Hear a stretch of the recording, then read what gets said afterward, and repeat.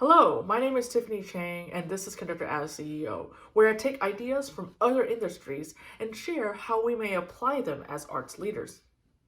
I imagine a world where organizations help people thrive, feeling more fulfilled and knowing that their work matters. In a conversation with a colleague recently, I was struck by something that she said. Perfection is the expectation in our industry. It is so true, and it made me pause to think. Achievement that is easily measured in our industry is often black and white. We either played it right or we played it wrong. We're either together or not together, on time or late. We either won number one or we lost, even if we were number two. We either get a good review or a bad review. We've been taught over time that perfection is the noble goal, that is the thing we should all try to achieve. Another industry plagued by perfectionism is medicine. It puts our perfectionism in context when we consider that medicine is an industry where not achieving perfection has much more dire consequences. In an article for Doctors about Perfectionism, the author writes, this perfectionism was reinforced by the implicit and explicit messaging of, don't your patients deserve your best? And doctors can easily think, I will be a great doctor when I can save all of my patients from dying. We can find parallel messages in our work as musicians. Perhaps something like, I'll be a great violinist when I can perform every note exactly as it should be. I'll be good enough when I get a stunning career-making review.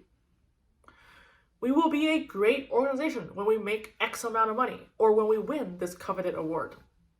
Or we want our organization's work to be perfect because our audiences deserve only the best. The author adds, unlike high achievers who are motivated by curiosity, determination, purpose, and commitment, perfectionists are driven by fear of failure, self-doubt, shame, and worthlessness. I am certainly a perfectionist. Instead of feeling motivated thinking that I could achieve very high standards, I feel obligated to think I should all the time. And I judge myself every time I don't achieve it.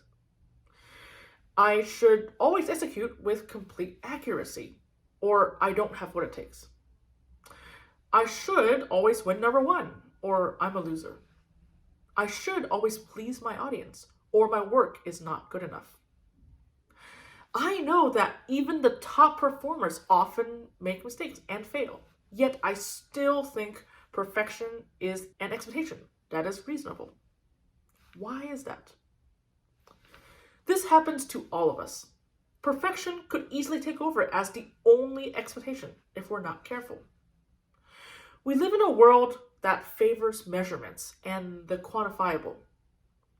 Higher measurements make us feel safer, more justified that we've made the right decisions or chose the right people. Yet, there are consequences.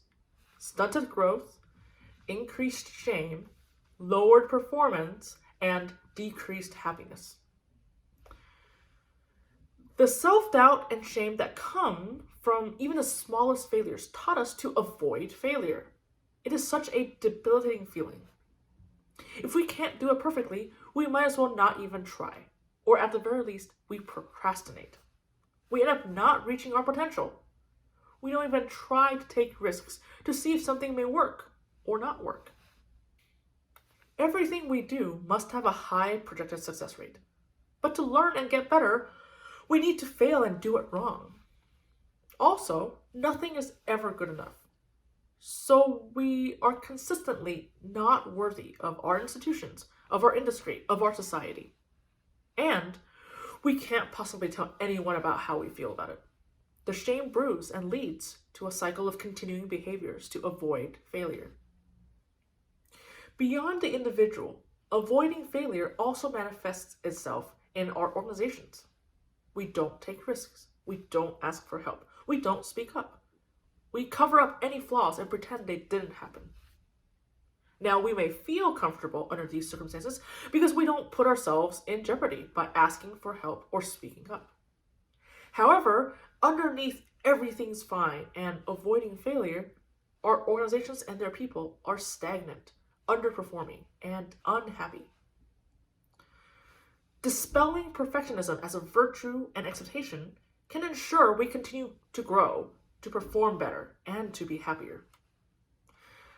But what could we do besides saying to ourselves, we are human, so we can't be perfect? Here are some actions we may adopt.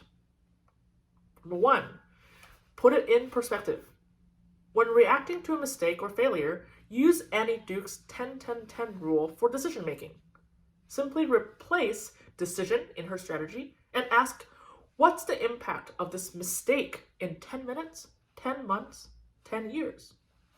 Would you or anybody else care as much about it? Number two, stop thinking of it as a switch.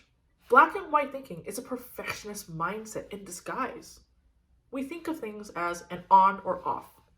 We think of it as all or nothing, and we miss the significance of the steps in the middle. Number three, share failures openly as the leader. Anyone, but especially leaders, can be role models in normalizing failures. By sharing failures that can be expected and are inevitable for innovation, it makes others feel like they can make the same mistakes too. And number four, consider blameless reporting. Reward instead of punishing those who reveal mistakes, ask questions, or share their failures. Encourage the behavior we want to see happen more. We may never fully escape perfectionism, but we can start recognizing it as an expectation that is unproductive. If these ideas resonate with you, please consider signing up in the link below to receive an email with each new blog post sent directly to your inbox. Thank you and have a great day.